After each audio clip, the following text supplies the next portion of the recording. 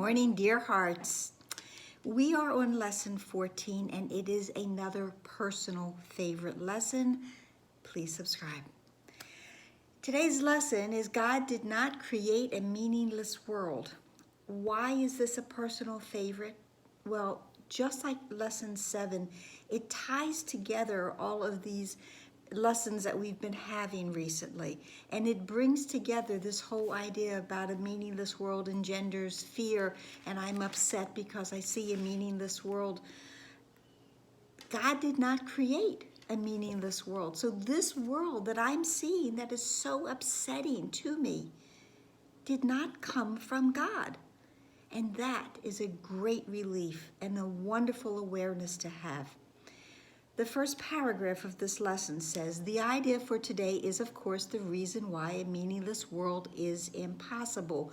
What God did not create does not exist, and everything that does exist exists as He created it. The world you see has nothing to do with reality. It is of your own making, and it does not exist.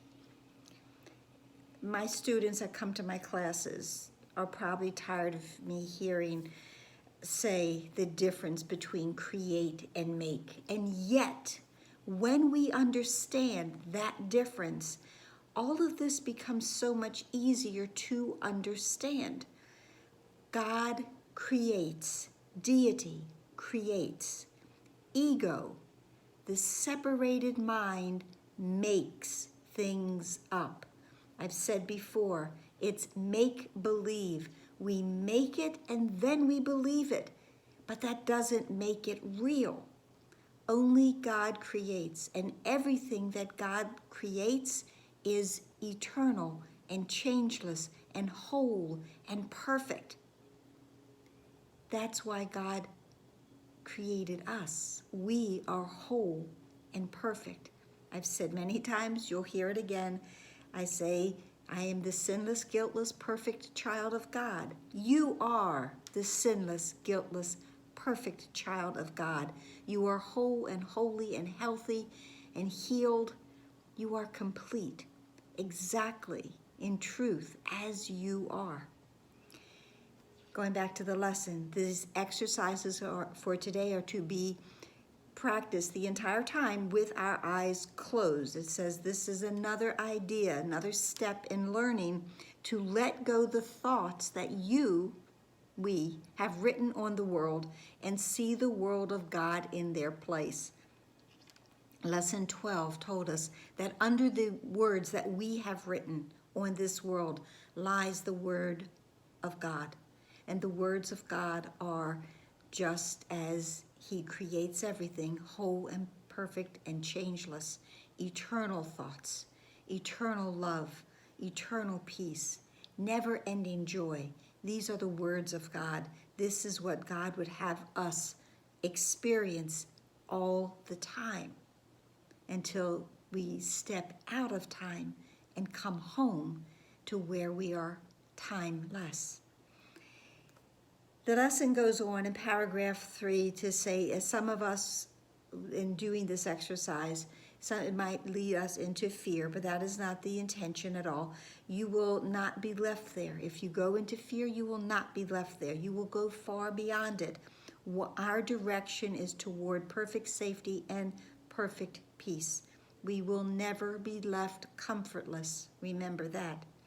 So then it says, with your eyes closed, to again have this procession, this parade, and this time it says of all the horrors of the world, all of the things that go on in here that are frightening and devastating and make us feel very afraid and small and not perfect, okay? Make us feel like we're a victim, that we have no power. All of those, the litany, that parade, that procession of fear thoughts, think of that. And then take one out at a time and say, deny its reality by saying, God did not create it, so it is not real.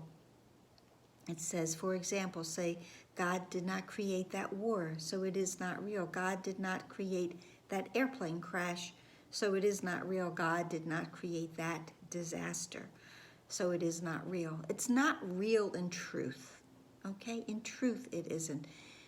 Do we experience the airplane crash or the disease, the disaster?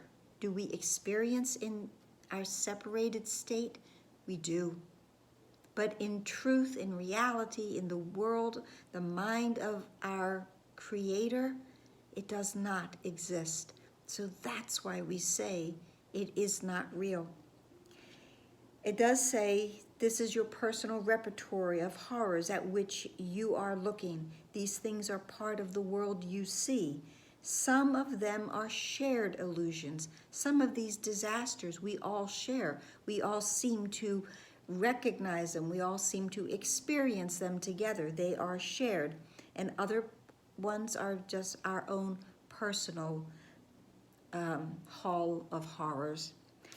But again, what God did not create can only be in your mind that is apart from His, not a part of His.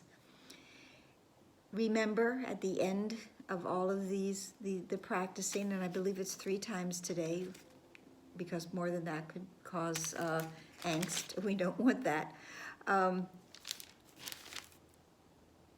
At the end of the practice, say that God did not create a meaningless world. When we say things about the body, God did not create that illness, so it is not real. God did not create any illness because God did not create the body. So anything that is of the body is not of God. That will be a major shift in our awareness to come at later dates. But just realize God did not create a meaningless world. Anything that is frightening, terrifying, did not come from God. We made it up, and we are believing it, but we don't have to. So that's it for today. Please like, please share, please subscribe, please comment, please pray. Thank you all for your beautiful comments, and thank you for subscribing. And every time I get a new subscriber, I kind of squeal a little bit because it makes me very happy. Remember to pray. We have been given all. Namaste.